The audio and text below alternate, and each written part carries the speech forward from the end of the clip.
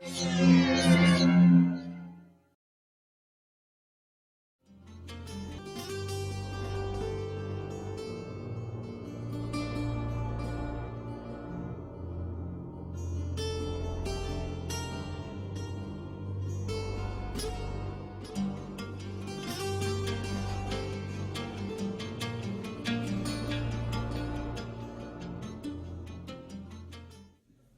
الله الرحمن الرحيم والصلاة والسلام على أشرف المرسلين.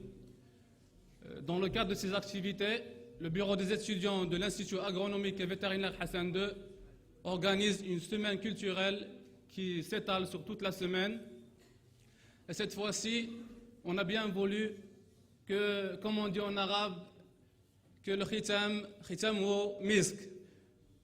Ce muscle-là, il est un peu particulier. C'est un muscle authentique, comme on peut dire.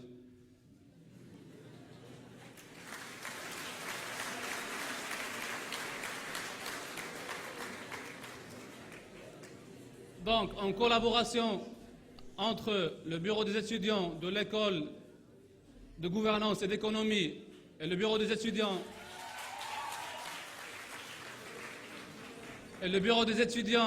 de l'Institut agronomique et vétérinaire Hassan II,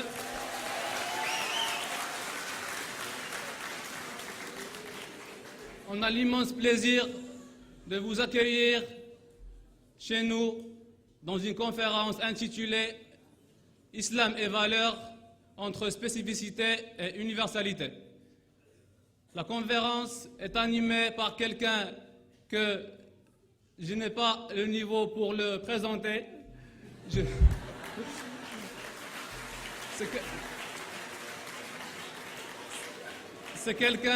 C'est quelqu'un d'une renommée internationale. Il est né à Genève en 1962. Il est le petit-fils du fondateur du mouvement égyptien des frères musulmans, Hassan el-Banna. C'est un intellectuel, un philosophe, un savant, on peut dire tout ce qu'on veut.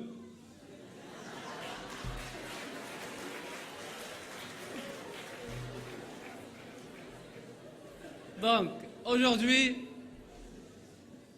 toute la communauté estudiantine et intellectuelle du Maroc a le plaisir d'accueillir parmi elles notre cher professeur Tariq Ramadan.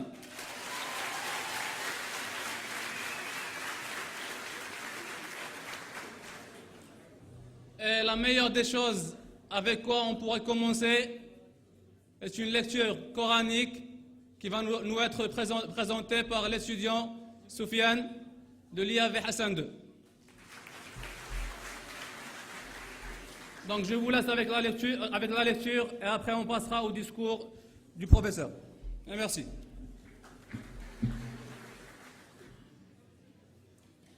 أعوذ بالله من الشيطان الرجيم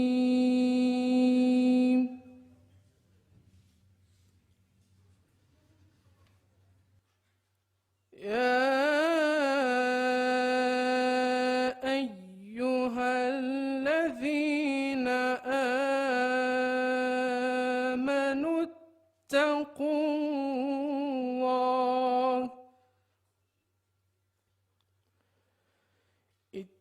الله ولتنظر نفس ما قدمت لغد واتقوا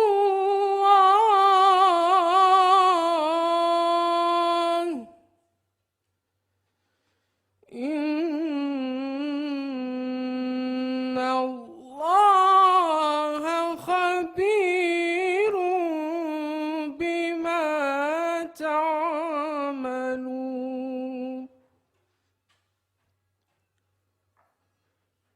ولا تكونوا كالذين نسوا الله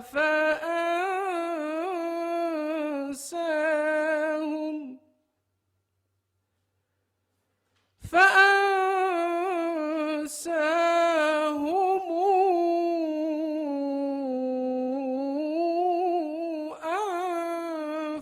أنفسهم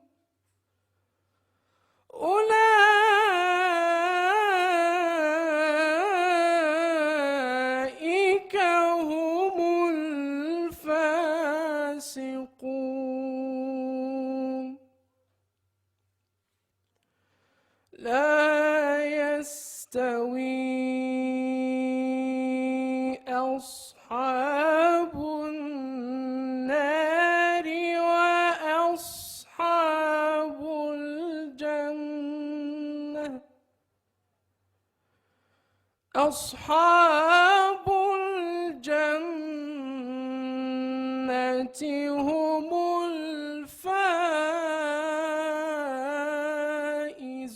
الفائزون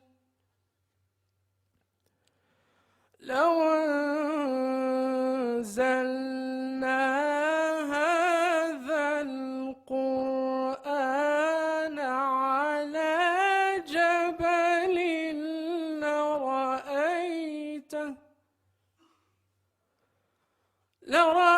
لرأيته خاشعا متصدعا من خشية الله وتلك الأمثال نضربها للناس لعلهم يتفكرون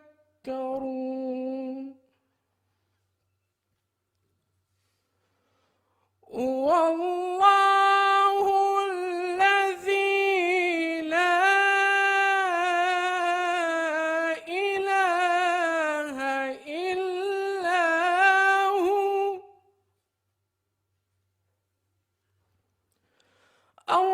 الرحمن الرحيم هو الله الذي لا إله إلا هو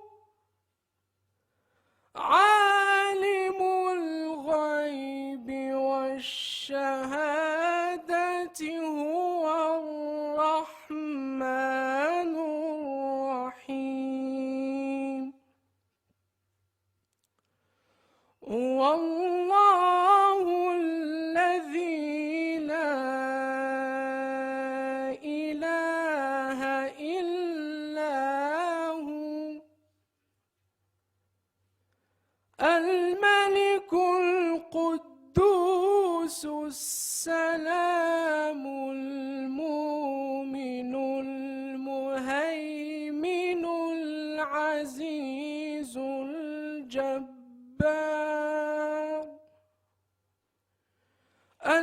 الجبار المتكبر سبحان الله عما يشركون هو الله الخالق البارئ المصور هو الله الخالق البارئ المصور له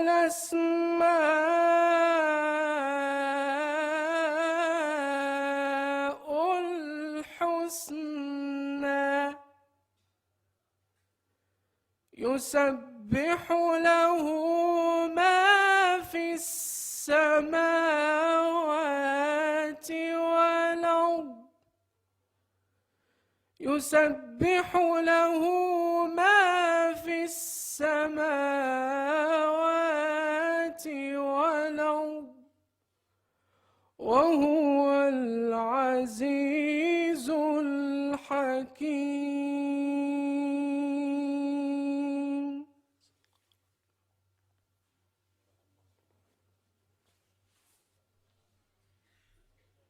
صدق الله العظيم. Mesdames, Mesdemoiselles, Messieurs,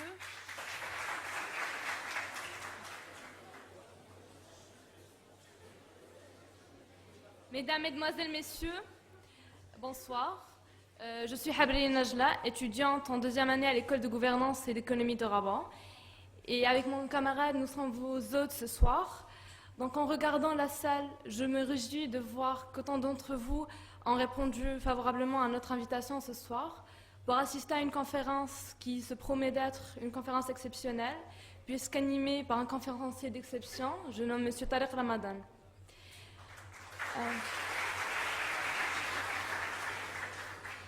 Donc l'événement de ce soir a été organisé en collaboration avec le BDE de l'IAV par le Bureau des étudiants de l'école de gouvernance et d'économie de Rabat, dans la continuité d'une série d'activités pluridisciplinaires dans les domaines culturels, artistiques et sportifs qu'ils organisent tout au long de l'année à l'intention des étudiants de l'école de gouvernance et d'économie de Rabat.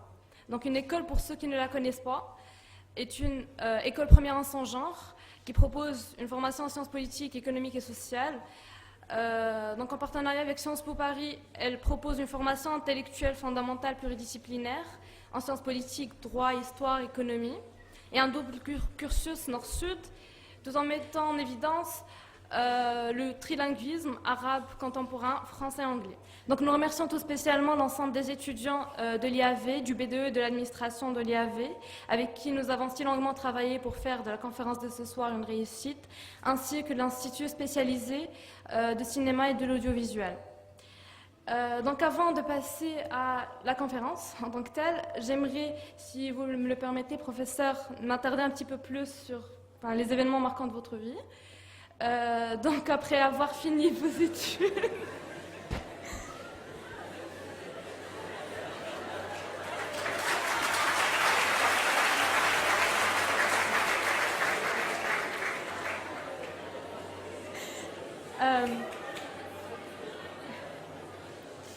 Donc après avoir fini vos études en littérature française et philosophie à l'Université de Genève, vous avez choisi d'approfondir vos études en sciences islamiques à l'Université d'Al-Azhar au Caire.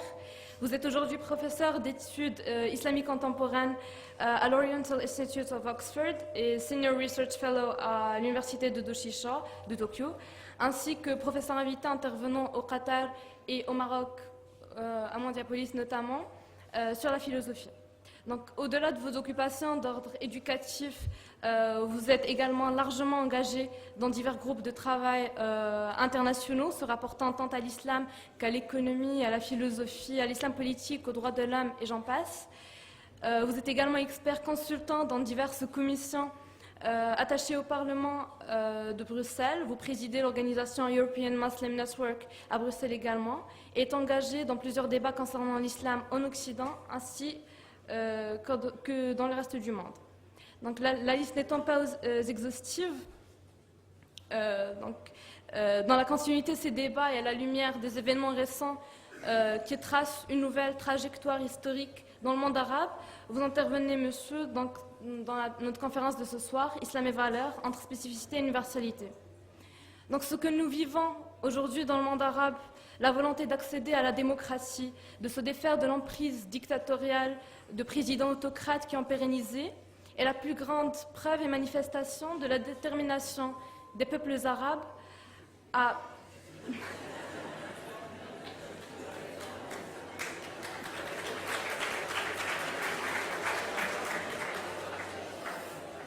Donc, je disais, la manifestation de la détermination des peuples arabes à atteindre leurs objectifs de liberté, de dignité et de lancer des processus de démocratisation réels. Donc, toutefois, une problématique se pose avec force. Nous nous demanderons si ces valeurs des démocraties, de droits de l'homme et de libertés fondamentales sont des valeurs spécifiques dont les définitions sont celles déterminées par les sociétés et régimes occidentaux, ou s'agit-il de valeurs qui sont naturellement universelles, des valeurs communes reposant ni sur une religion en particulier, ni sur une appartenance ethnique ou nationale spécifique que le citoyen monde pourrait porter en lui. Donc sans plus tarder, je vous laisse, monsieur.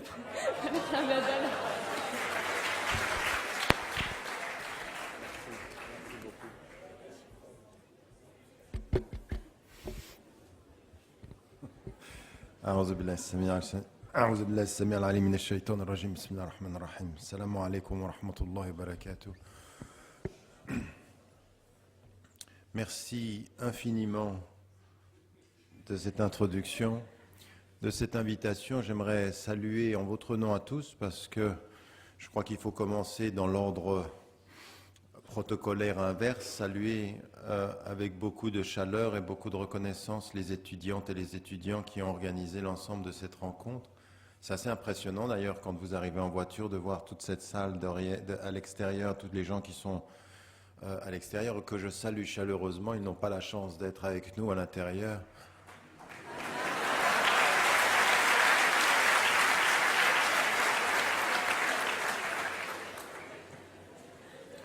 Merci en tout cas d'être venus avec en nombre pour partager ce moment de réflexion. À vous tous qui êtes à l'intérieur et à toutes les personnes qui se trouvent en face de l'écran à l'extérieur, vraiment du fond du cœur, merci. Ça me confirme qu'année après année, rencontre après rencontre, visite après visite, je suis au Maroc chez moi et que c'est un pays d'adoption et de cœur.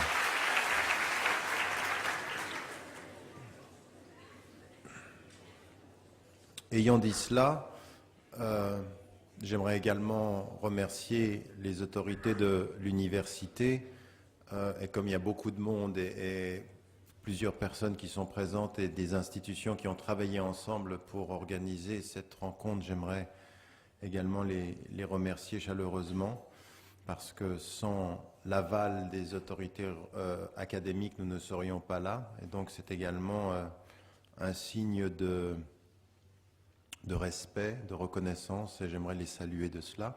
Je vous dis ceci, non, vous n'allez pas commencer à applaudir à chaque fois que quelque chose vous plaît. Je vais même vous dire une chose, j'ai une fatwa personnelle. Et ma fatwa personnelle, c'est que pendant toute la durée de la conférence, j'aimerais que vous n'applaudissiez jamais. Il y en a qui disent « Alhamdoulilah ». Vous n'applaudissez pas pour deux raisons. La première, c'est que si à un moment donné, je dis quelque chose qui vous paraît intéressant, vous prenez les 5 secondes qui suivent pour y réfléchir. Parce que si vous applaudissez après que vous ayez entendu quelque chose qui vous intéresse ou que vous avez trouvé intéressant, vos applaudissements rendent votre mémoire plus poreuse. C'est pas bon. Et de mon côté, plus vous applaudissez, plus ça me renvoie à mon ego et c'est pas bon du tout. Donc entre mon ego et votre mémoire, on va se taire. Ouais. Et juste y réfléchir. Et surtout quand on est dans un cadre académique, le but quand même, sur un sujet aussi important et fondamental que celui-ci, il faut vraiment essayer d'avoir la pensée claire et la méditation profonde. Vous allez voir pourquoi au moment où je vais commencer l'exposé.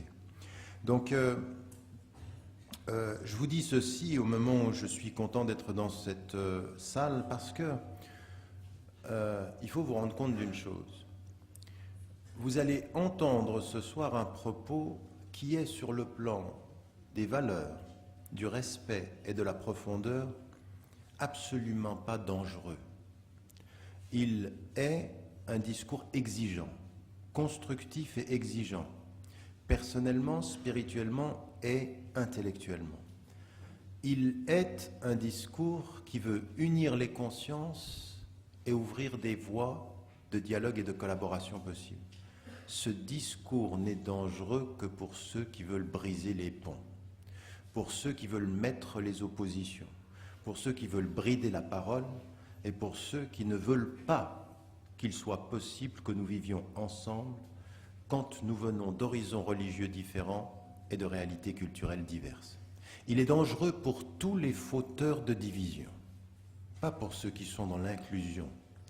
Je vous dis ceci parce que malheureusement, dans certains pays européens, au premier rang desquels un pays qui a beaucoup d'influence sur vous, il faut que vous sachiez que pendant les 10 dernières années, je ne suis rentré que dans 2 universités françaises, par la petite porte et presque en clandestinité.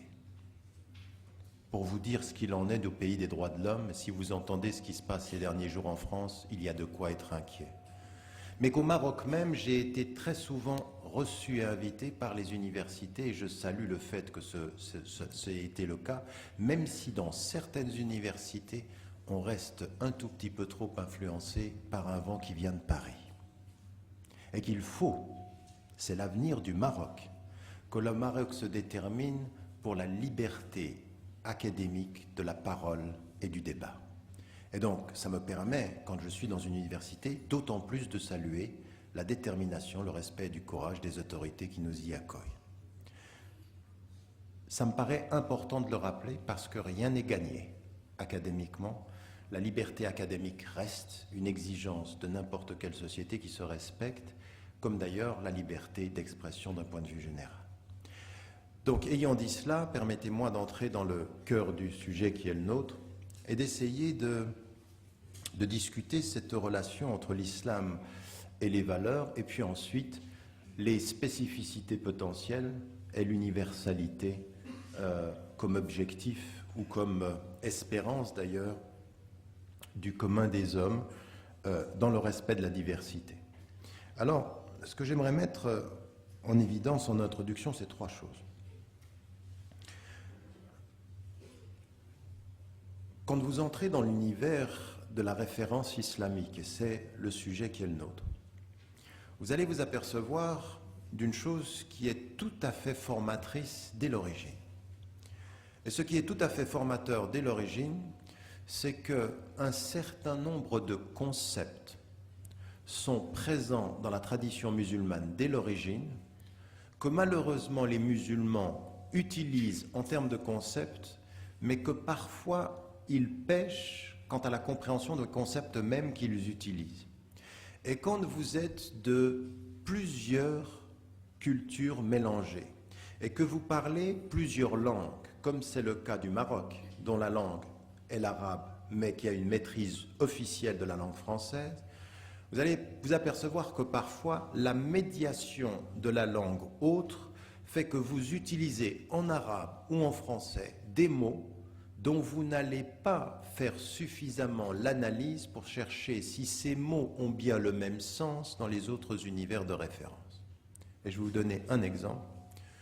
Ce premier exemple, il est que quand on parle d'une référence religieuse ou civilisationnelle, vous savez qu'en langue française, pour distinguer ce qu'est l'islam, qu'est din, c'est-à-dire comme religion, ou l'islam, qu'est hadara, comme civilisation, en langue française, on a une spécificité orthographique.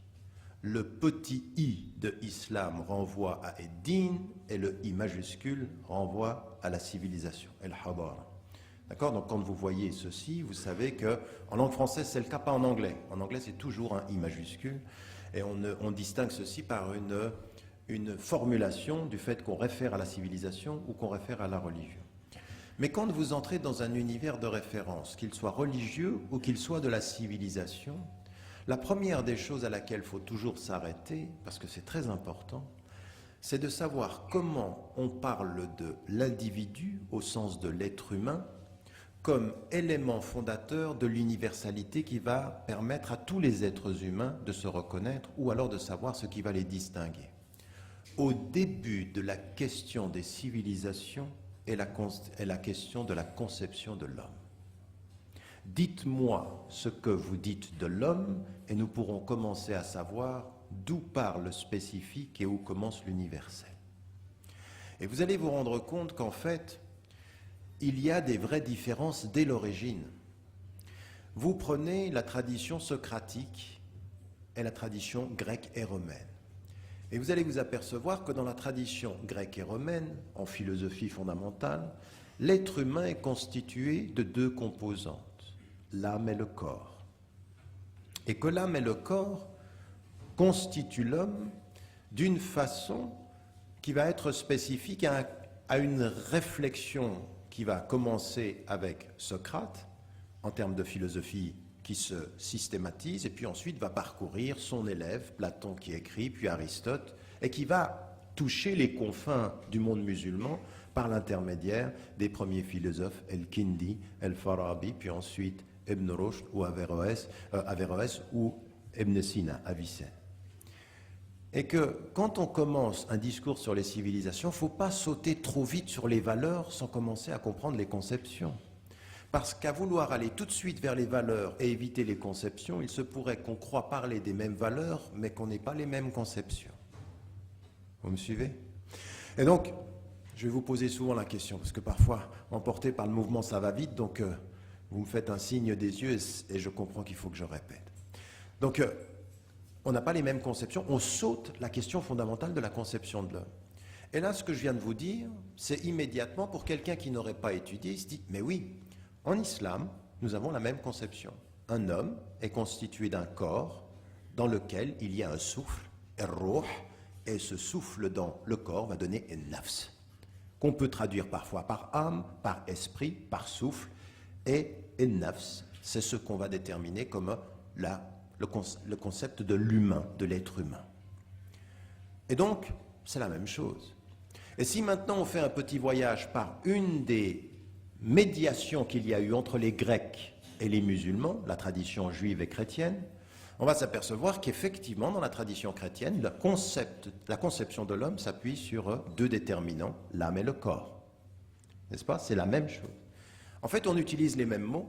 Êtes-vous sûr, après étude, que nous parlons de la même chose? Bonne question. Si vous n'avez pas étudié la philosophie et si vous n'avez pas étudié l'histoire de la pensée et des valeurs, vous utilisez les mêmes mots, mais vous ne vous apercevez pas que la qualification morale des ordres est totalement différente dans les trois ordres dont je viens de parler. En fait, dans les quatre ordres. Elle est différente. Dans la tradition grecque, la position de Socrate est celle-ci. L'âme, qui vient du monde des idées, va être emprisonnée dans le corps. L'âme, par définition, venant du monde des idées, est bonne. Le corps dans lequel va s'emprisonner l'âme est l'expression de la tentation, du désir et de la bestialité potentielle. En d'autres termes, les deux composantes de l'être sont qualifiées moralement. L'âme, c'est le bien, le corps, c'est le mal. Et donc, ce que doit faire le philosophe, c'est dégager de son corps le bien qui est l'âme pour pouvoir trouver la liberté dans la rationalité proche de la vérité. Oui ? Tout ce que je viens de dire a utilisé les mêmes mots que l'islam, mais l'islam s'oppose complètement à cette conception. Complètement. Dans la tradition chrétienne, on utilise les mêmes termes, mais il y a une autre dimension, c'est que va être intégré au catéchisme, au rapport chrétien, une dimension fondamentale, c'est celle du péché originel. Il n'importe pas, au fond, de savoir si l'âme est bonne ou le corps est bon, puisque le péché originel porté par Adam et Ève va être celui qui va se traduire sur toute l'humanité. C'est ce qu'on appelle le péché originel. L'homme, par essence, est pécheur. Conception qui utilise les mêmes termes que la tradition grecque, se distingue de la tradition grecque et se distingue de la tradition musulmane. On utilise les mêmes mots, mais on n'a pas la même conception. Dans la tradition musulmane, ni le corps ni l'âme ne sont qualifiés moralement. L'âme n'est ni bonne ni mauvaise essentiellement. Elle le deviendra selon la conscience humaine. Le corps n'est ni bon ni mauvais, raison pour laquelle, dans la tradition musulmane, à aucun moment l'expression du corps n'a été qualifiée moralement comme mauvaise dans aucune circonstance. Ça va même plus loin, puisque le prophète ﷺ va surprendre ses compagnons quand il va leur faire comprendre qu'un acte sexuel vécu et expérimenté dans l'ordre de la morale est comme une prière pour celui qui va le vivre. Et pourquoi cela ? Parce que le corps n'est pas connoté moralement comme étant mauvais. Votre corps n'est pas mauvais et votre âme n'est pas bonne en soi. Et nafs, ce qui va être l'expression, elle peut être ammaratum bissou. Elle peut commander le mal. Elle peut être lawama, dans la tension entre le bien et le mal. Wal mutma'inna, elle peut être en paix. Qu'est-ce qui va déterminer qu'une âme sera soit sous le commandement du mal, soit dans la tension entre le bien et le mal, soit dans l'expression de la paix intérieure? Qu'est-ce qui va commander que le corps puisse être soit dans la bestialité du mal, soit dans l'expression de la prière, jusque dans la sexualité qui prie. Qu'est-ce qui va le commander? La conscience humaine. La conscience humaine. Donc, contrairement à la tradition grecque, nous n'avons pas de qualification des ordres. La seule chose qui va qualifier qu'une chose est bonne ou mauvaise, c'est le choix que l'individu en fera. En d'autres termes, l'usage par la conscience de sa liberté. C'est la liberté qui dit la responsabilité, et c'est à partir de la responsabilité qu'on dira si c'est le bien et le mal. Vous avez le choix. Alors c'est une formidable expression de la non-qualification des êtres. En islam, la morale n'est pas appliquée aux êtres, elle qualifie des actes. Mais c'est tellement important qu'à aucun moment, vous ne pouvez juger d'un être qu'il est bien et qu'il est mal, mais que vous ne pouvez juger que de ses actes. Jamais il n'est permis à un homme de juger un être pour ce qu'il est, mais il peut avoir le droit de juger les actes pour ce qu'ils sont. Parce qu'il n'y a pas de qualification morale de l'être. Vous ne pouvez pas regarder un homme et lui dire droit dans les yeux, ton âme est mauvaise. Des fois on a envie, mais c'est pas, on peut pas.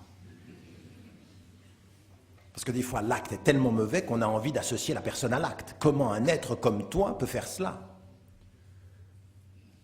Mais on comprend qu'en fait, ce que la personne fait, c'est un choix. On ne juge pas son âme, on juge l'acte qui est produit par son âme à ce moment-là, en disant « Jamais je ne peux savoir quel sera l'état de ton âme demain. Ton acte est mauvais, mais demain ton âme peut être belle. D'ailleurs, elle peut même être plus belle que la mienne. C'est tellement vrai que je sais que je suis fragile dans l'état de mon âme. Ne fais pas dévier nos cœurs après que tu nous aies mis dans la voie. Pourquoi? Parce que si aujourd'hui je peux avoir l'acte du bien, demain je peux avoir le pire des actes à mon actif. Et le hadith, il est tellement clair qu'on doit suspendre son jugement exactement pour cette conception de l'homme-là. Parce qu'en fait, c'est votre liberté qui va faire le bien et le mal. Quelqu'un parmi vous pourrait avoir le bien toute sa vie, il s'approche à une coudée du paradis, il va en enfer. Comprenez l'image? Quelqu'un pourrait faire le mal toute sa vie, il s'approche à une coudée de l'enfer et lui, il va au paradis. C'est que tous les actes accumulés dans le mal n'ont pas défini moralement l'âme. Vous me suivez? C'est incroyable ça. Non mais attendez, vous comprenez ce que je suis en train de dire? Ça veut dire deux choses. Il vous est interdit de juger, et en même temps qu'il vous est interdit de juger, rien, jamais n'est définitif pour moi. Jusqu'au moment où je vais mourir, je peux encore, jusqu'à ce moment-là, me racheter par l'âme dans le bien, même si tous les actes de ma vie ont été perçus dans le mal.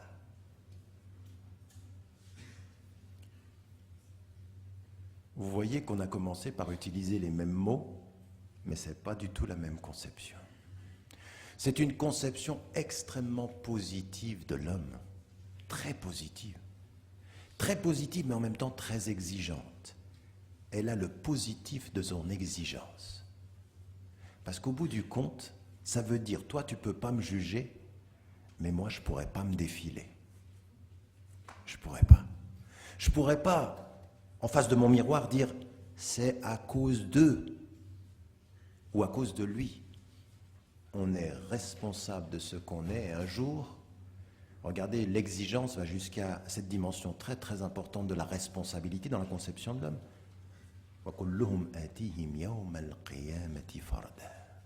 Chacun d'entre nous va se retrouver seul. Et à ce moment-là, chacun rend compte de ce qu'il a fait de sa liberté. Donc la conception de l'homme, elle est fondamentale ici, mais vous avez bien compris. Il ne peut y avoir de conception et de valeur que si on commence par deux choses qui vont de pair.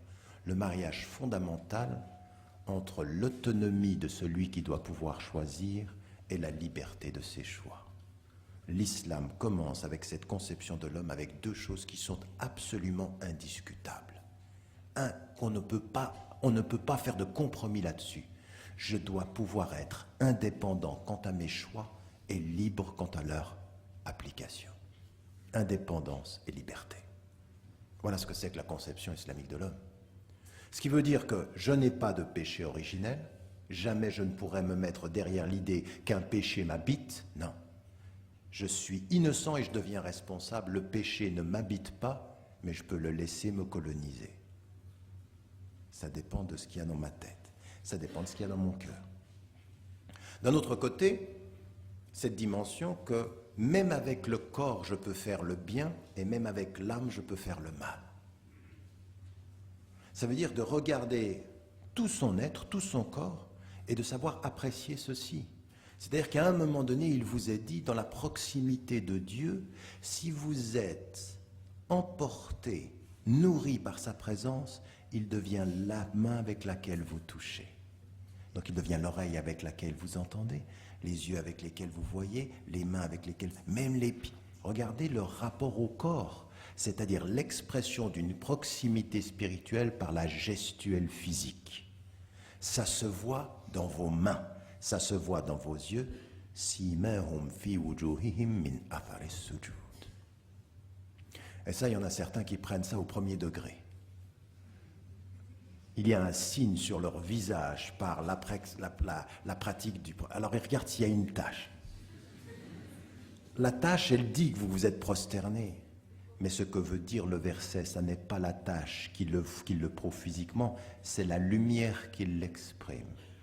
Il y a des visages qui expriment une lumière de la prosternation, parce que cette lumière de la prosternation, elle dit leur liberté. Oui, elle dit leur liberté. Dieu n'est jamais aussi proche d'un être que quand il est prosterné. Apparemment proche du sol, fondamentalement proche du ciel. Vous me suivez? Ça, c'est vraiment là où tout commence.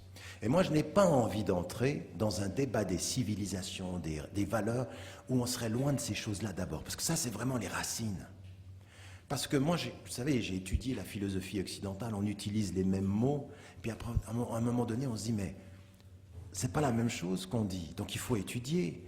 Quand certaines personnes vous disent, oui, mais Ibn Rushd, Averroès, il est comme la tradition occidentale, vous dites, mais même ça, vous ne l'avez pas compris parfois. Parce que Ibn Rushd, il n'est pas simplement un philosophe de la raison, il est un juge des textes. Il produit des avis légaux, des avis juridiques. C'est un homme qui est un juge. Donc il est très très imprégné du rapport à la révélation. Mais ça, on l'a enlevé, comme s'il n'était que la raison qui s'approchait de l'Occident. Comme si pour entrer en Occident, il fallait entrer par la voie de la raison et laisser à la porte tout ce qui a à voir avec la révélation. Non.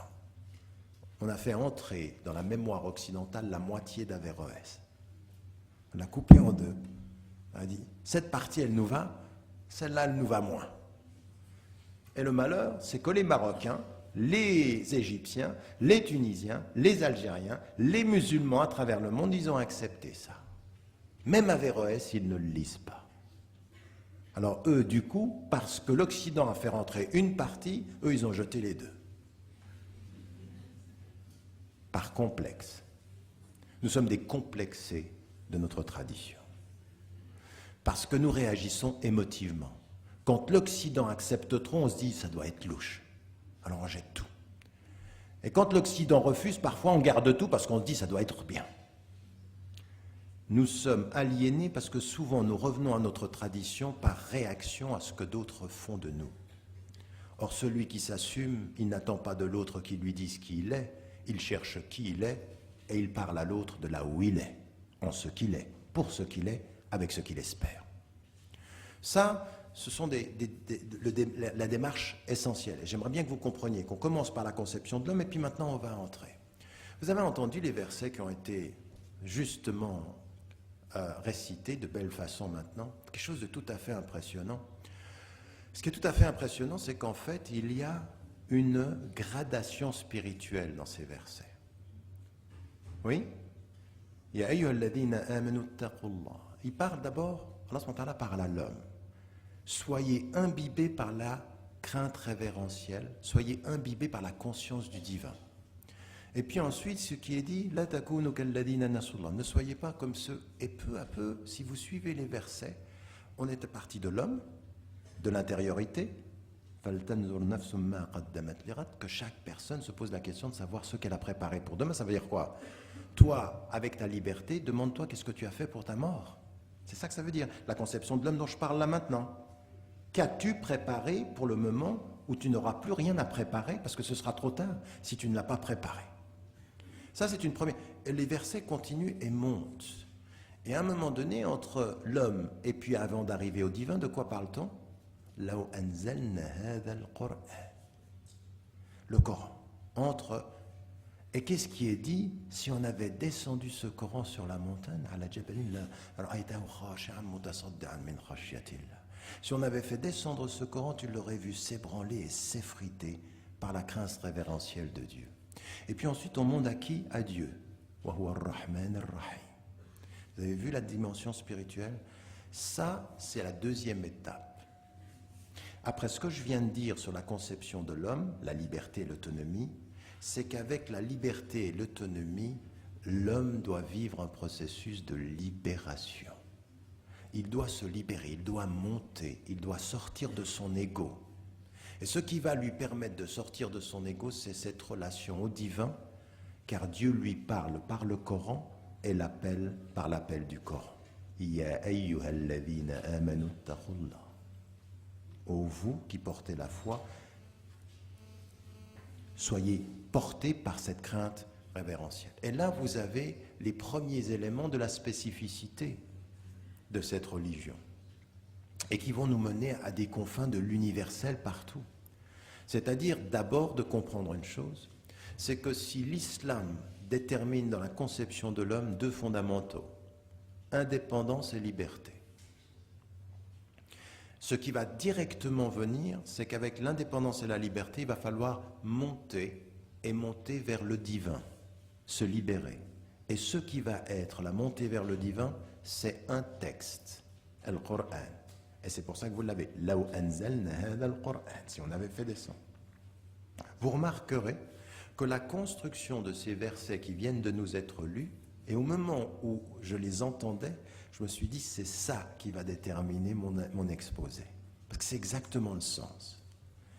Eh bien, vous avez dans ces versets-là le pendant inversé d'une autre sourate qui s'appelle Ar-Rahman. Et qui dit le contraire, et qui commence par Ar-Rahman et qui va descendre. Allama al-Qur'an khalaqa al-insan. Et qui va vers la nature. Vous avez remarqué? Donc là, vous avez une descente et là, vous avez une montée. Et c'est exactement ça. Dieu qui fait descendre le livre invite l'homme à monter à sa rencontre.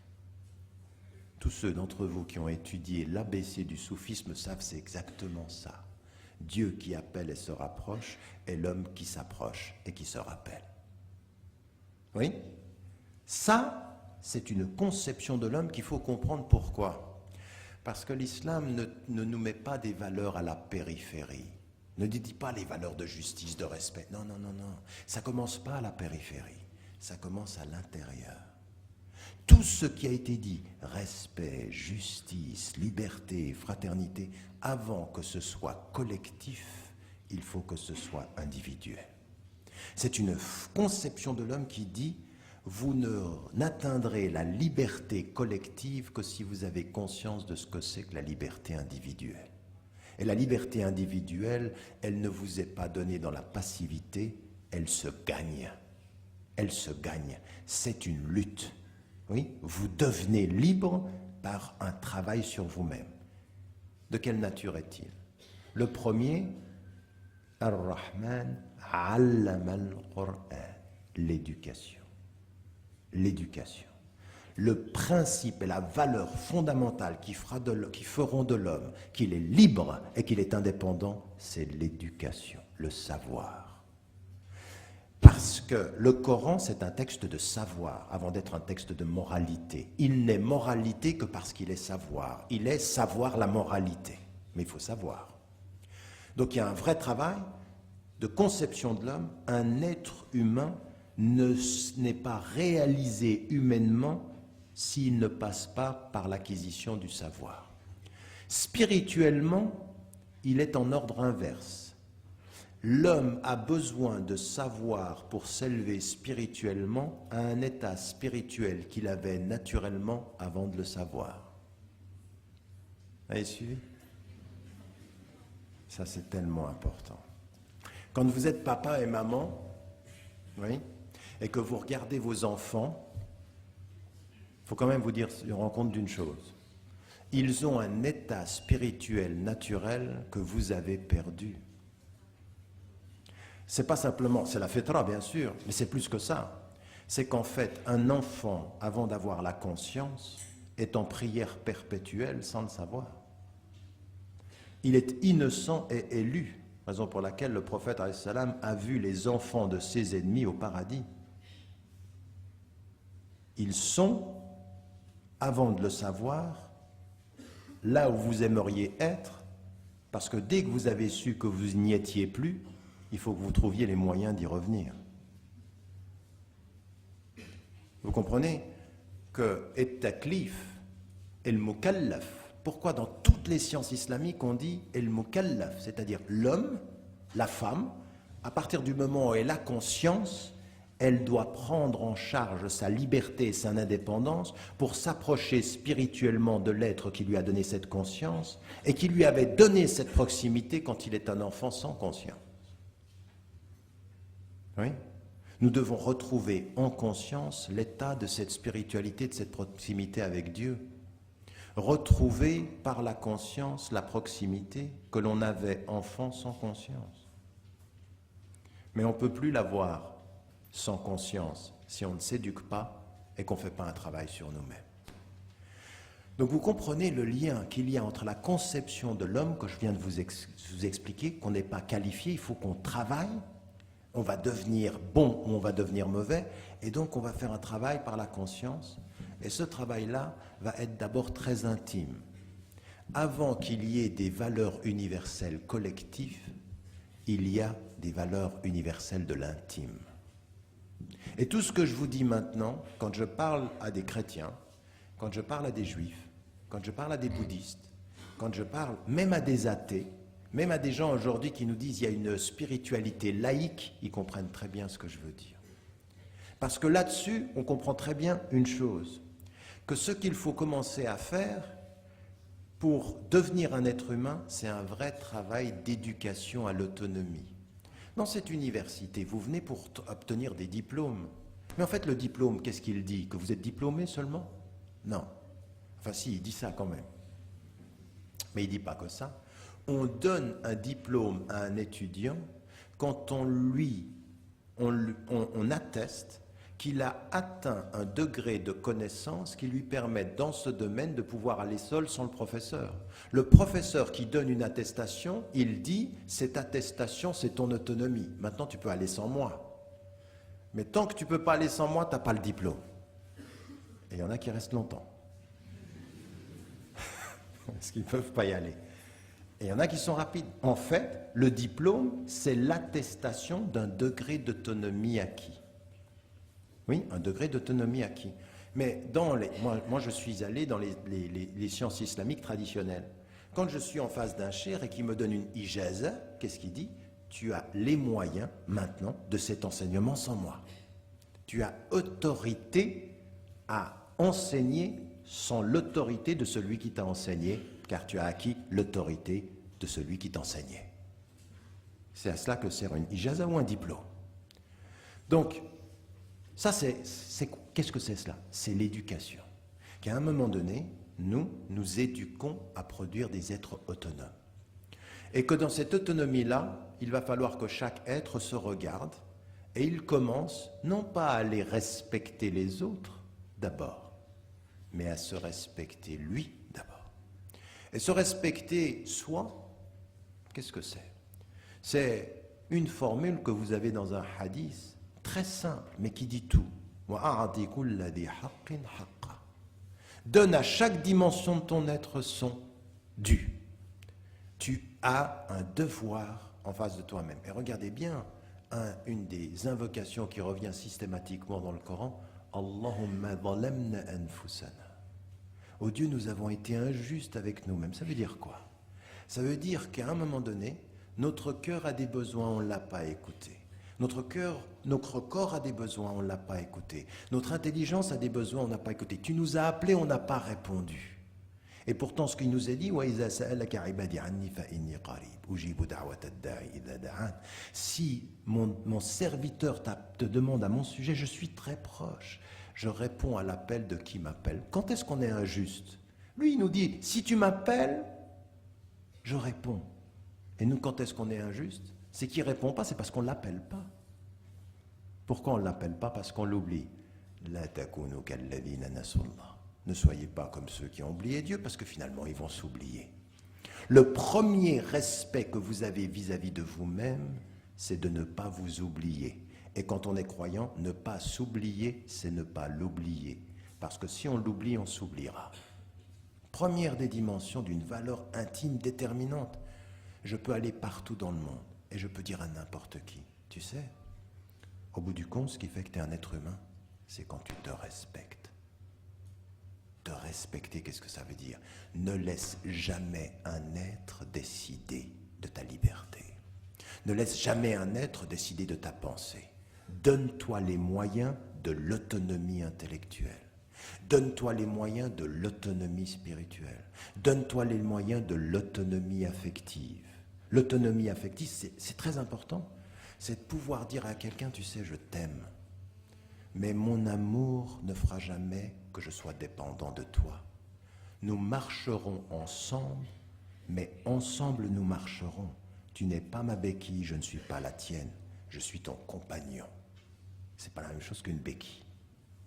Il y en a qui construisent des couples, c'est 2 béquilles.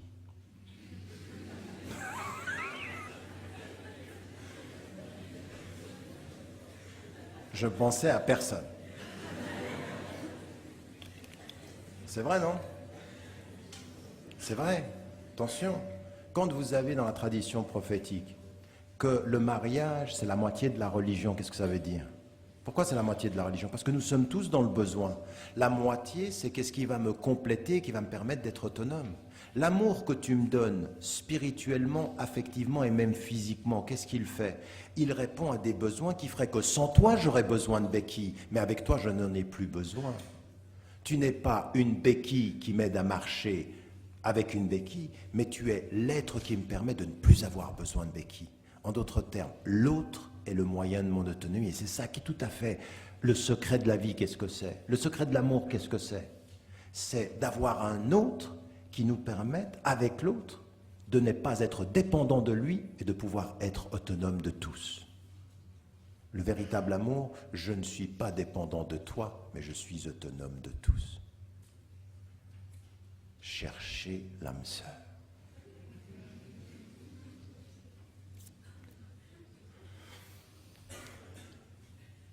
Vous voyez, j'espère que vous comprenez comment se construit la conception de l'homme, l'autonomie, et comment se construit cette dimension qui va en fait être une détermination de l'éducation, donc le respect d'abord de soi, l'autonomie, la liberté, et puis une chose qui va être liée à tout ceci, c'est qu'au bout du compte, quand est-ce que je sors des dépendances?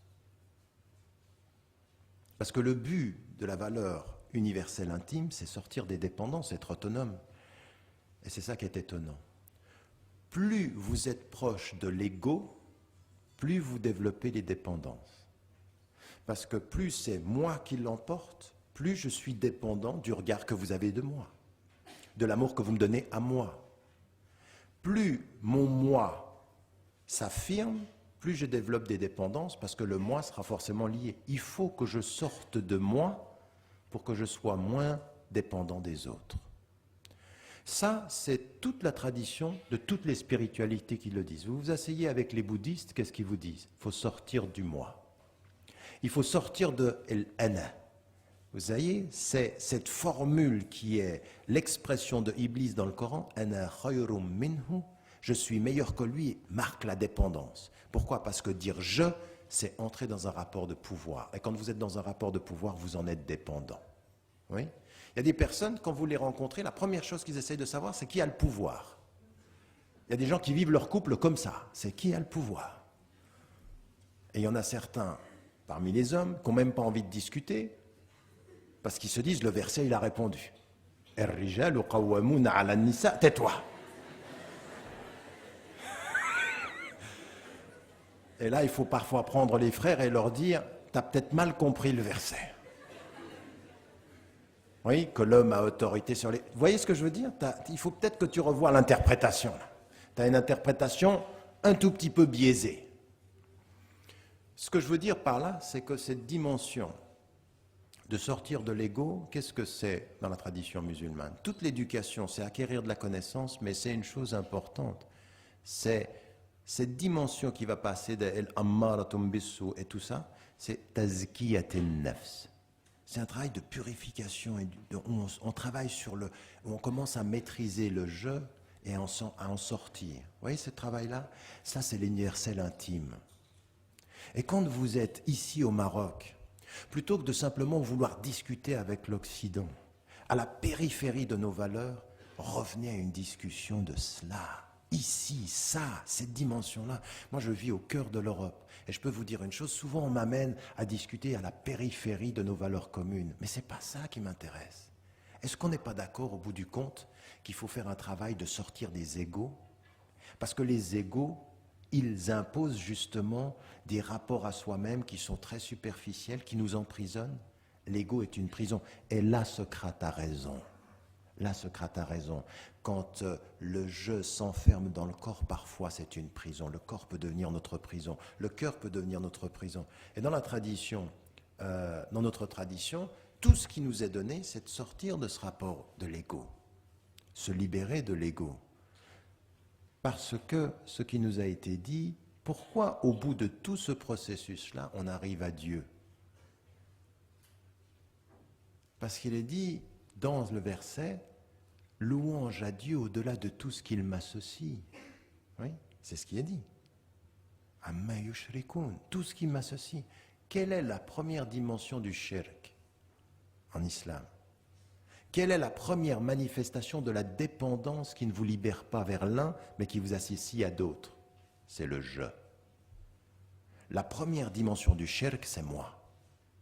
Puis ensuite, si le moi devient protubérant, il va y avoir avec lui plein de petites idoles. Pas les idoles de la Mecque qui étaient visibles, mais les idoles du cœur qui sont invisibles, et elles sont plus invisibles, dit le prophète, que la reptation d'un insecte, d'un tout petit insecte dans une nuit sombre. Ça colonise votre cœur. Vous voulez que je vous donne des exemples? Oui, dis-moi. Votre rapport au pouvoir. Un autre exemple?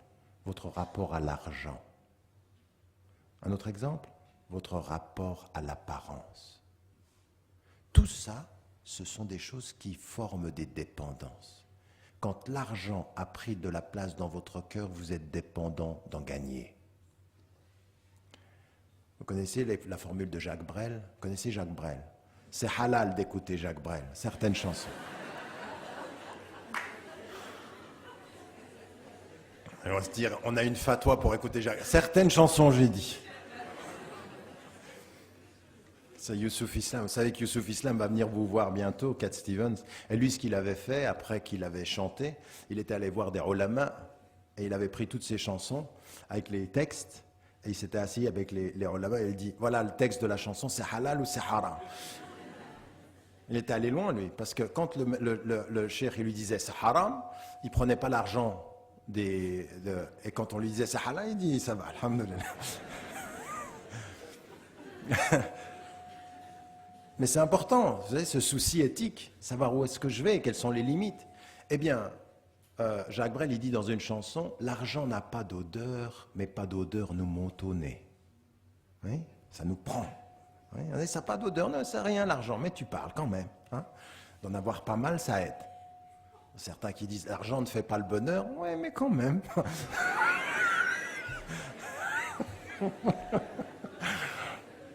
Ça se discute quand même.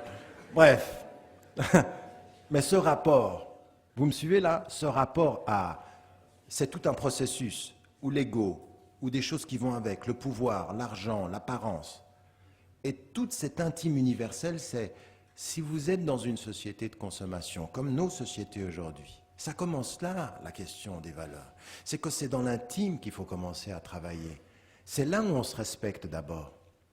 C'est là où on commence à respecter le vrai sens de la liberté. C'est quoi la liberté personnelle? La liberté personnelle, c'est uniquement de pouvoir parler et dire ce que je pense. Non, avant de dire ce que je pense, il faut que je sache si je pense. Et si c'est moi qui pense? Et si ce que je pense, ça vient vraiment de moi? Vous comprenez ce travail-là fondamental de l'autonomie? Parce que certains, ils ont des diplômes. Je vais vous dire une chose, ça fait 25 ans que je suis dans l'enseignement. Maintenant, bientôt 30 ans que je suis dans l'enseignement, je peux vous dire une chose. J'ai vu des élèves qui ont été diplômés à répéter ce que le professeur avait dit. Oui, c'est des diplômés qui répètent. Et donc, en l'occurrence, la vraie autonomie intellectuelle, c'est de penser par soi-même. Et ça, c'est une vraie question. Dans la tradition musulmane, l'universel commence dans l'intime. Ils ne connaissent pas la périphérie. De ce processus de libération, de cette spiritualité. Et c'est ça qui vous est dit. Attention, Inna sanulqi alayka qawlan thaqila. On va faire descendre de poids des paroles lourdes. Mais qu'est-ce que c'est ces paroles lourdes? C'est que ce que je suis en train de vous dire là. Vous êtes en train de vous asseoir et vous dites, c'est beau ce qu'il dit. Ah, c'est masha'Allah. J'avais pas vu ça comme ça. Mais il faut le voir comme ça, il faut commencer à le voir comme une vraie exigence de vie. C'est pas facile ce que je suis en train de dire.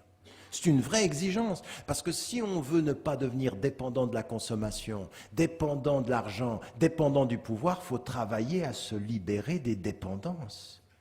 La vraie question spirituelle et universelle de « Avez-vous étudié le degré de vos dépendances ?» Oui, le degré de vos dépendances. Quand vous vous levez le matin et que vous vous regardez dans un miroir et que vous vous dites « Je pourrais être plus beau, plus belle », là commence la dépendance. Plus beau et plus belle pour qui?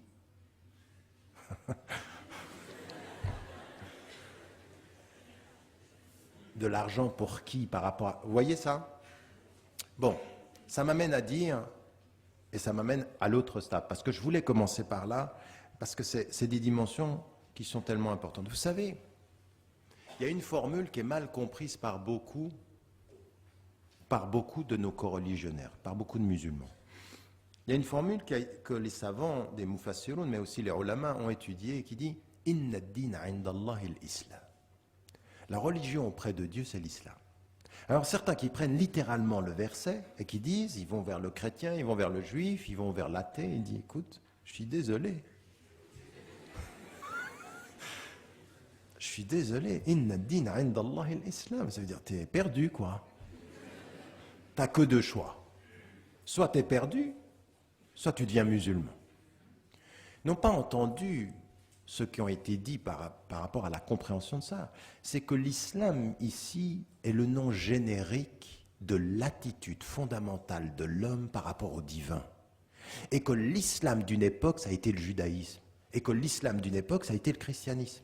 Et que l'islam, ce que ça veut dire, c'est deux choses. C'est la paix et la sécurité. Il faut que tu cherches salamat an-nafs, la paix et la sécurité de l'être. Et qu'au lieu de vouloir t'approprier ceci, ça n'est pas une religion qui t'enferme, mais c'est un processus qui te libère. C'est ça.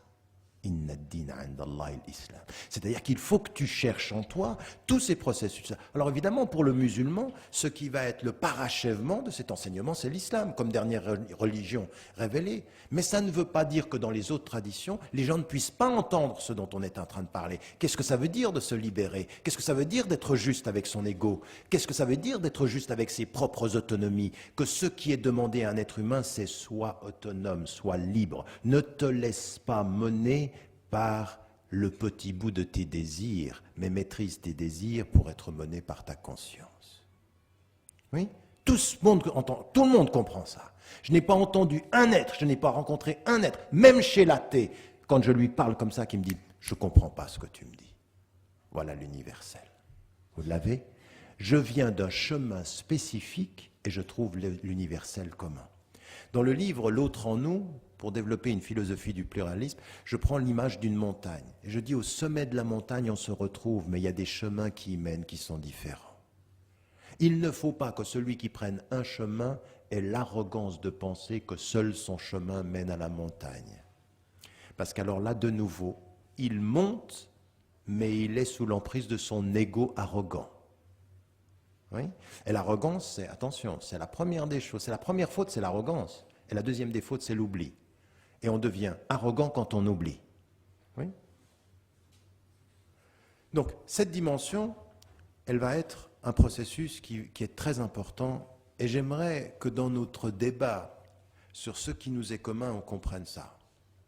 Parce que si j'ai une espérance pour le Maroc, et pour les Marocains, comme pour les Nord-Africains, comme au Moyen-Orient, comme dans le monde majoritairement musulman, c'est pas qu'on aille vers la démocratisation à la périphérie des systèmes politiques, mais c'est qu'on aille vers les vraies questions de la liberté des individus dans le fond de l'intime, du spirituel et de votre spécificité.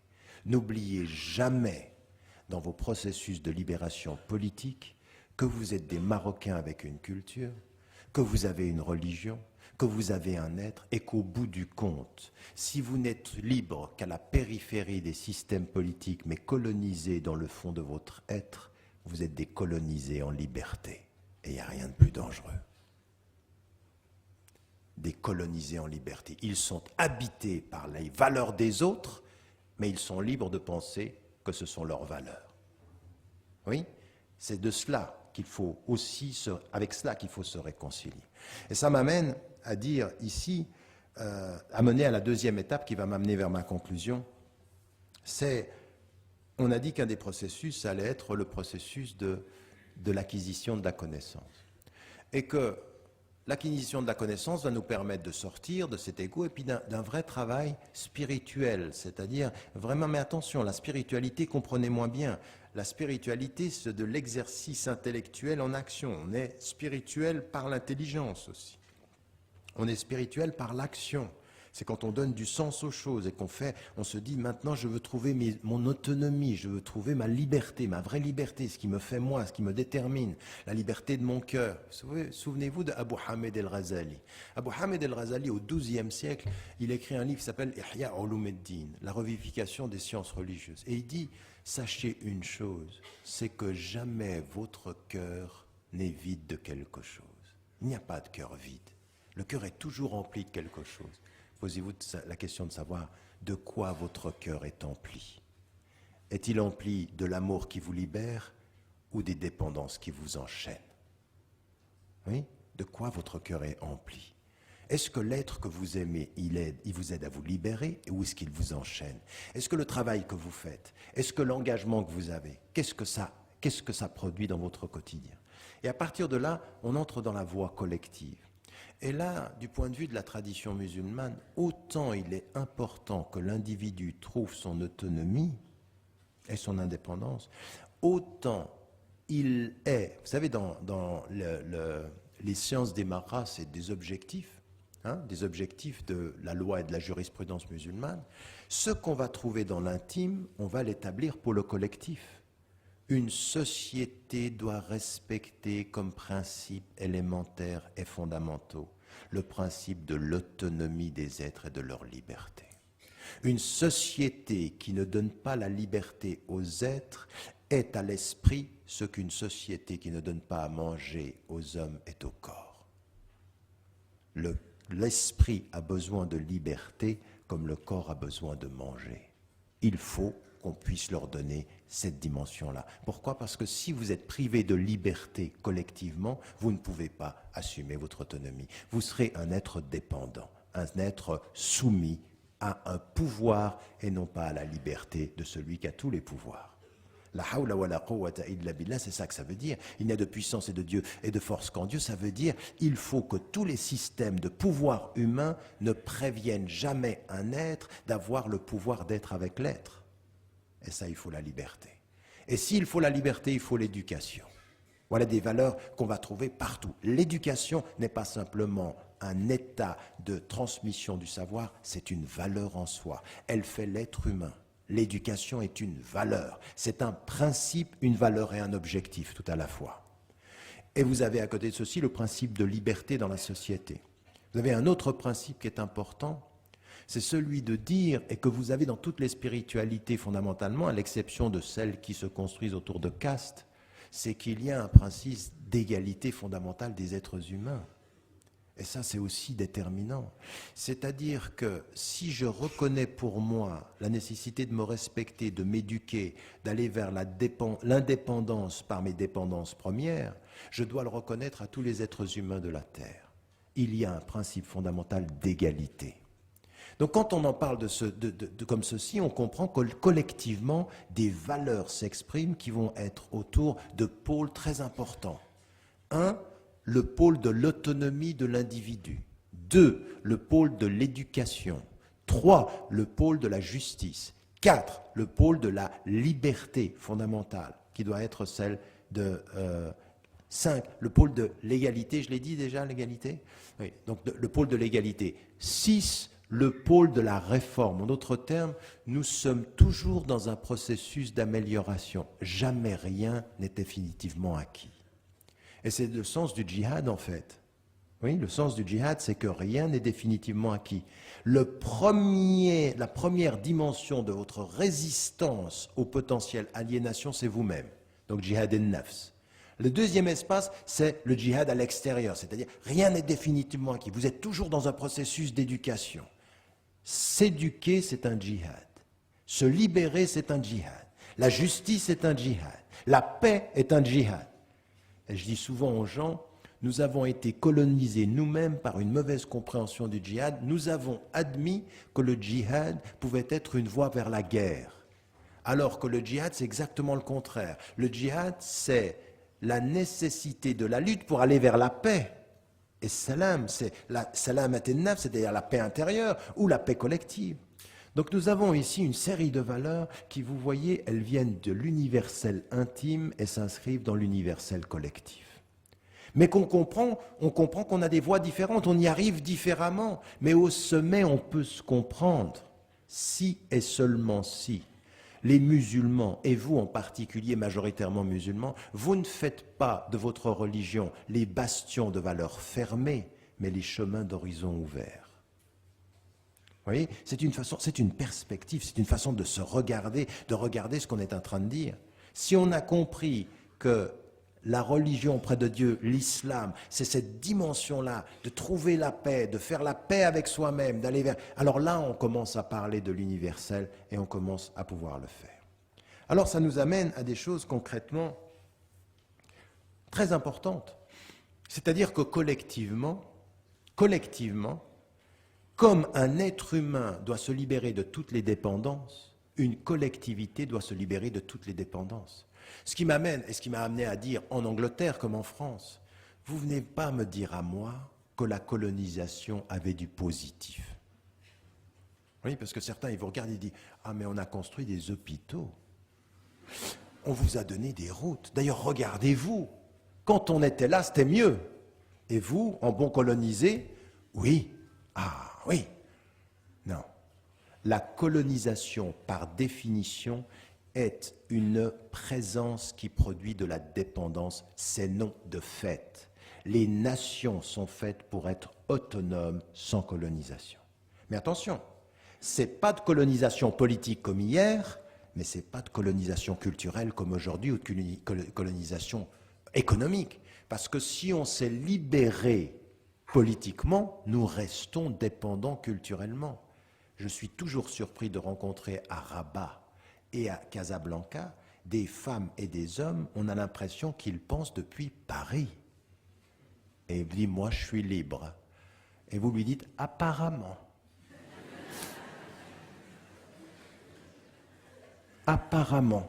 J'ai quelques doutes sur ta liberté. Oui, vous voyez ce que je veux dire? Mais vous souriez parce que vous savez très bien ce que je veux dire. Ça ne veut pas dire qu'il ne faut pas penser parfois comme de bonnes pensées à Paris ou à Londres. Ça dépend comment. Si vous pensez comme certains pensent là-bas, parce que c'est votre pensée que vous l'avez construite, j'ai rien à dire. Mais si vous répétez parce que c'est l'ère du temps des dominants, alors là vous êtes un aliéné. Le dominant vous a colonisé l'esprit Et le dominant qui vous colonise l'esprit est plus fort que le dominant qui colonise votre pouvoir. Parce qu'alors là, il a le pouvoir invisible. Donc, quelle est votre degré d'autonomie intellectuelle? Il y en a certains, même sur le fait qu'ils ne connaissent pas leur religion, ils pensent l'islam par les yeux de ceux qui parlent de l'islam sans eux, parce qu'ils n'ont pas les moyens de leur indépendance intellectuelle. Oui? Et ça arrive ici, ça arrive dans toute l'Afrique du Nord. Et donc il faut, partout, au Moyen-Orient, on voit des esprits aliénés et on se dit, mais de quoi tu parles, des valeurs universelles? Tu ne sais même pas d'où tu arrives, toi, pour ces valeurs universelles. Tu en parles, mais à l'extérieur de toi.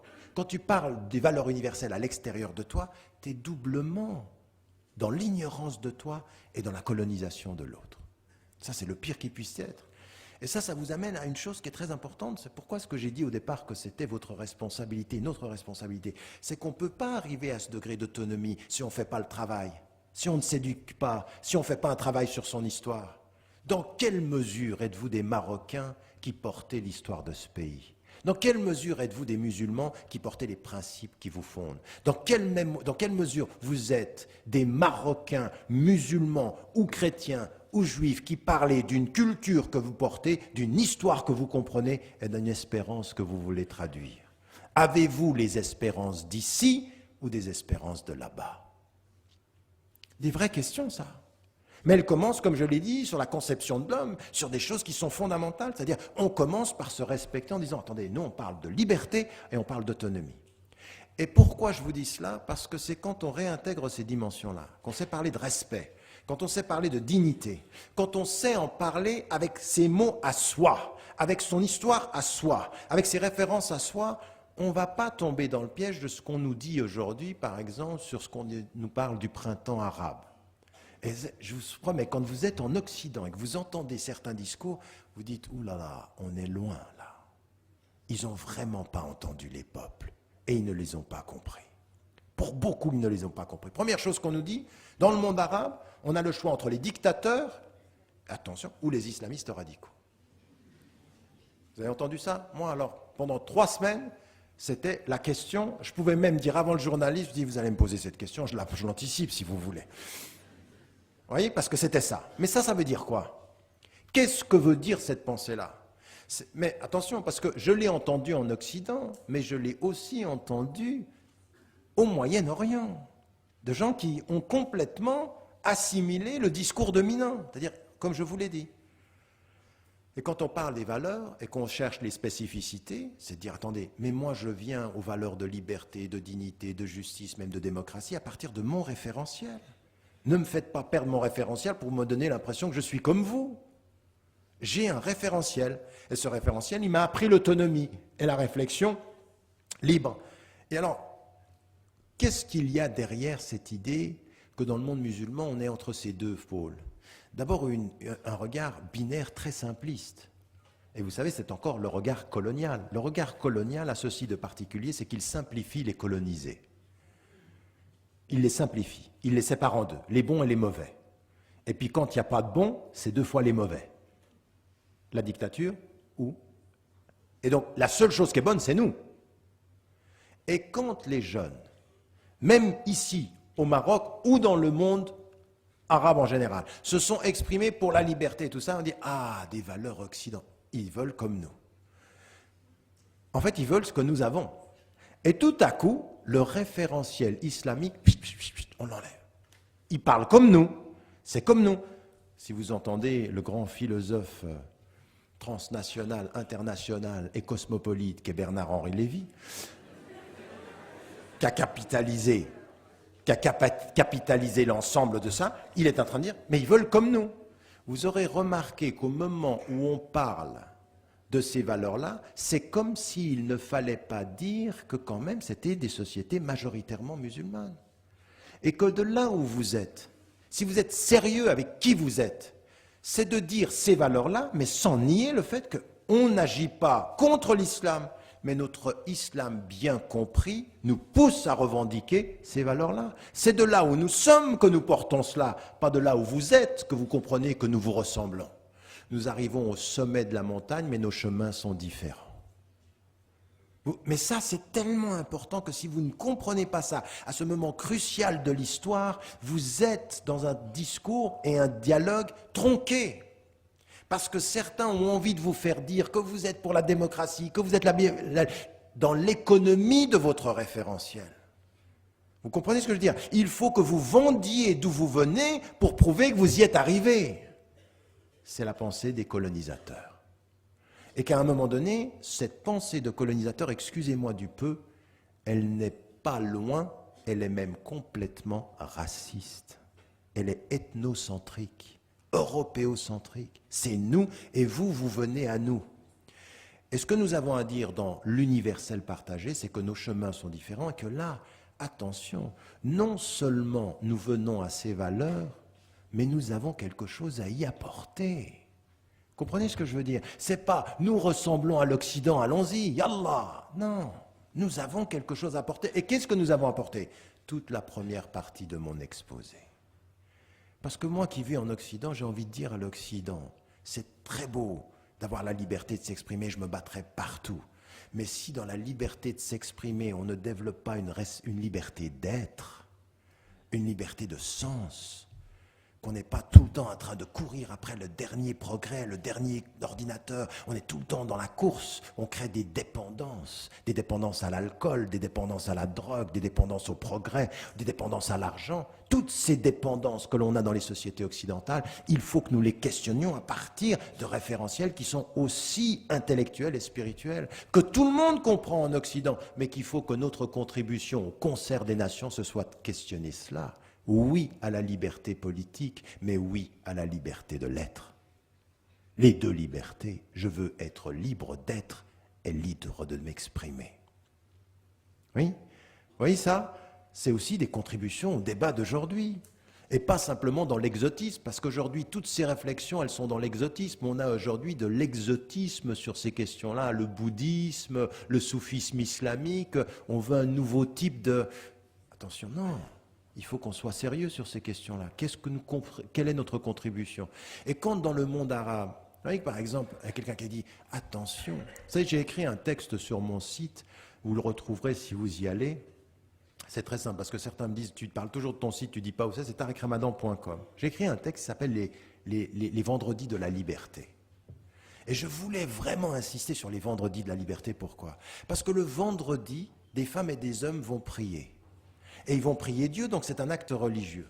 Et au moment où ils capitalisent cette réunion, ils la transforment en revendication de liberté. Et ce que je voulais dire en Occident, et je voulais dire aussi aux musulmans, il n'y a pas à renier le fait qu'on se réunit le vendredi, puisque de ce vendredi, nous allons de la prière aller vers quelque chose qui est la revendication de la liberté politique. C'est-à-dire que nous ne renions pas le référentiel, mais nous le transformons en position positive sur la liberté sociale et politique. Pourquoi faudrait-il que nous disions « nous ne prions pas pour montrer que nous sommes dans la liberté politique ». Mais non, on peut marier les deux, si et seulement si. On est vraiment dans ce processus. Et là, les personnes qui l'ont fait, ils l'ont fait avec une démarche qui était totalement positive. Et quand on a vu, parce qu'on a vu quelqu'un qui dit à une émission de télévision qui disait « non mais attention ». Ils se sont réunis dans Midan et Tahrir, dans la place de la Libération, mais quand même, à un moment donné, ils ont prié. Attention. Attention, quand même. Elle dit oui, ils ont prié, et ça devrait vous réjouir, parce qu'ils prient et se libèrent. À partir de là où ils sont, ils peuvent se libérer. Mais pas simplement ça. Ceux qui ont prié à Midan et Tahrir étaient entourés par des Coptes qui les ont protégés et qui disaient « l'Égypte, c'est nous, Coptes et musulmans ensemble au nom de la même liberté ».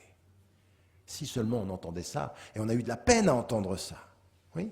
Et donc, ce qui est important pour nous, c'est de venir avec ces positions-là et de pouvoir dire, attention, maintenant, dans ce qu'on appelle le printemps arabe, il faut que nous nous positionnons dans ces réalités-là et que chaque pays parte de ses réalités à lui. À partir de ce référentiel-là et qu'on parte de ces réalités. Le Maroc n'est pas l'Algérie, qui n'est pas l'Égypte, qui n'est pas la Tunisie. Personne n'imposera au Maroc un cadre politique particulier, mais par contre les Marocains ont la responsabilité collective de poursuivre le travail de réforme et de démocratisation. Ça, c'est votre travail, à l'intérieur du cadre qui est celui.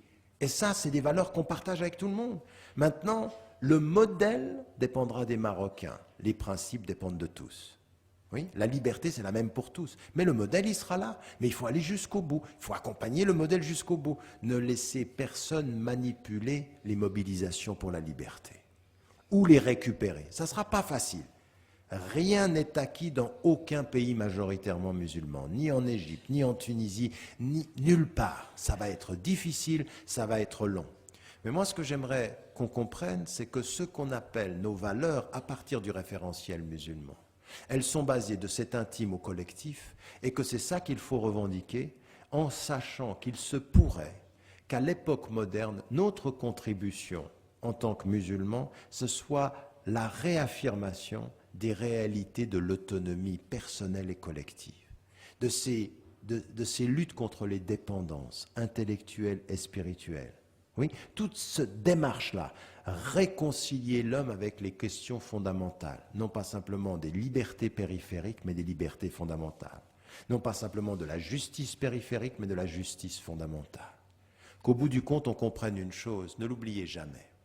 Ne l'oubliez jamais parce que c'est très important et ça m'amène à ma conclusion, ce sont mes derniers mots. Vous savez, on a montré ces mobilisations uniquement comme des mobilisations politiques. On voulait la liberté d'expression.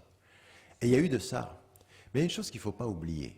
Pendant 1 année et demie, avant que Mohamed Bouazizi qui s'est immolé, pendant 1 année et demie, le prix du pain en Tunisie a été multiplié par 4. Et qu'en fait, à un moment donné, il s'est en face de la survie. Et que l'homme qui ne refuse qu'on déplace ce qu'il vend, vous savez, parce qu'on l'a déplacé, il a été maltraité par un policier, il se sent touché dans sa dignité d'homme. Et il n'en peut plus. Il est dans l'ordre de la survie et il met un terme à sa vie. Et plutôt que de condamner, parce que certains ont dit le suicide est interdit en islam, haram. Franchement, je vais vous dire une chose. Et moi, j'ai étudié avec des gens que je respecte énormément, des savants que je respecte énormément. Mais je peux vous dire une chose, j'ai vu des savants musulmans clairement se mettre du mauvais côté de l'histoire. Vraiment. Quand des gens qui étaient sur Midan et Tahrir leur disaient « Sortez d'ici, c'est contre l'islam », ils disent « Mais tais-toi. Au moins tais-toi. Tu peux représenter un gouvernement, d'accord, mais tais-toi. Tu ne vas pas nous faire une fatwa sur le caractère haram de demander la liberté. » C'est comme certains de nos institutions musulmanes, il y avait des jeunes dans les banlieues françaises qui demandaient plus de droits, et il y a des institutions musulmanes, ils ont dit c'est haram de manifester. Mais tais-toi. Qu'est-ce que c'est haram de manifester? Qu'est-ce que c'est que ces fatwas qu'on a qui sont directement liés par des pouvoirs qui... Au moins qu'on se taise, au moins qu'on ne dise rien. Qu'on n'instrumentalise pas la religion pour donner un caractère halal ou haram à des mobilisations. Après, s'il y a des actes qui sont... D'accord, on pourra le dire. Mais là, des gens ont manifesté pour la dignité. Et il y a une chose que j'aimerais vous dire. C'est qu'à un moment donné dans ces sociétés, et ça, c'est là, le début de l'effet domino part de quoi? Pas de revendications strictement politiques, mais de revendications de dignité par rapport à la pauvreté, qu'on ne peut pas continuer à traiter les peuples comme ça. Ils voulaient une dignité, et que le début de la dignité, c'est de lutter contre la pauvreté.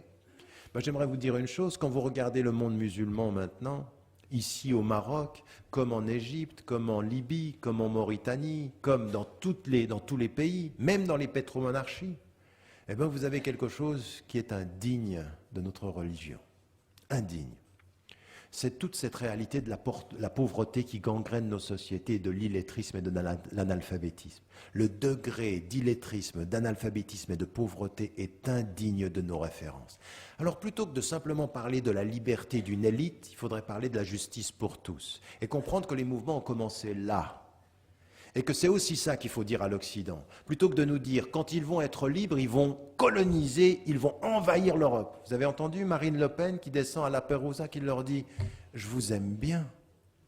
Elle dit ça aux Tunisiens. « Je vous aime bien, j'aimerais bien pouvoir vous accueillir. Mais la France ne peut pas vous accueillir. » Elle vient récupérer le mouvement en essayant d'expliquer aux Français qu'il faut bloquer les frontières.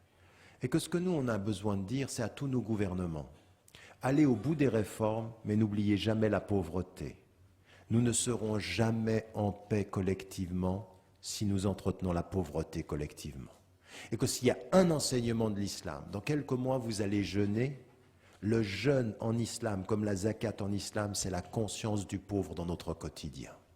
Il n'y a pas d'islam sans proximité avec les pauvres, la justice vis-à-vis des pauvres. Ça n'existe pas. L'islam est venu libérer les gens de la pauvreté et asseoir dans la conscience des riches la nécessité de soutenir les pauvres. Ça, c'est une démarche déterminante. Et c'est ce qu'on doit dire aussi à l'Occident. Le jour où vous ferez en sorte que les sociétés du Sud aient moins de pauvres, plus d'éducation, alors les gens resteront là. Ils resteront dans le Sud. Mais à force de vouloir leur esprit, à vouloir leur matière première et à ne pas travailler à installer les peuples dans le bien-être là où ils sont, vous récupérerez la monnaie de votre pièce. Et la monnaie de votre pièce, il est normal, quand on entretient la pauvreté au sud, que les gens aillent voir au nord. Si vous étiez dans le sud, vous feriez la même chose. Vous voyez, ce discours-là est un discours aussi qui responsabilise tout le monde. Et au bout du compte, ce qui m'intéresse dans les valeurs et dans nos spécificités comme dans nos caractères communs, c'est que nous cherchions toujours à nous responsabiliser et pas forcément à chercher des coupables. Le début du dialogue, c'est le dialogue des responsables et non pas le rejet des coupables. Et ça, c'est aussi notre démarche positive. Je vous ai dit, le message de l'islam est un message très positif, exigeant mais positif. Soyons, avec nos valeurs, exigeants et positifs.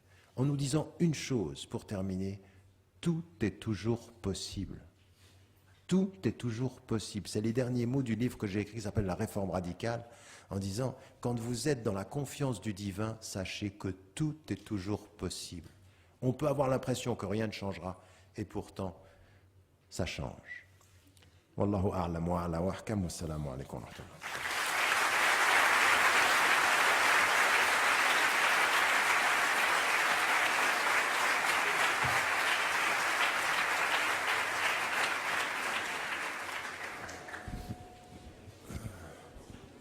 Merci professeur pour cet exposé très riche en connaissances et en valeurs.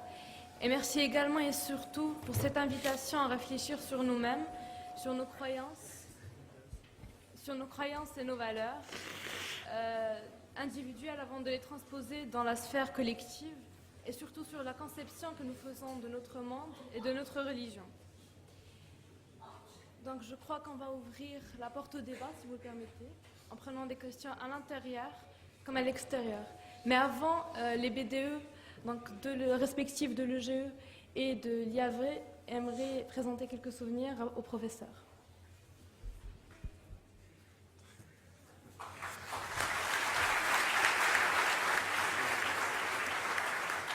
Un petit parole au nom de notre association d'étudiants du bureau des élèves de l'école de gouvernance et d'économie. Merci. Merci beaucoup. C'est très gentil.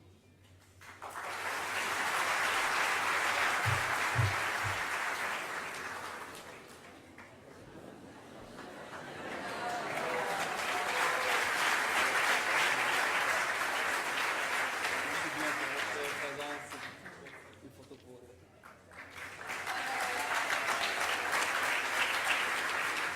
Une photo collective.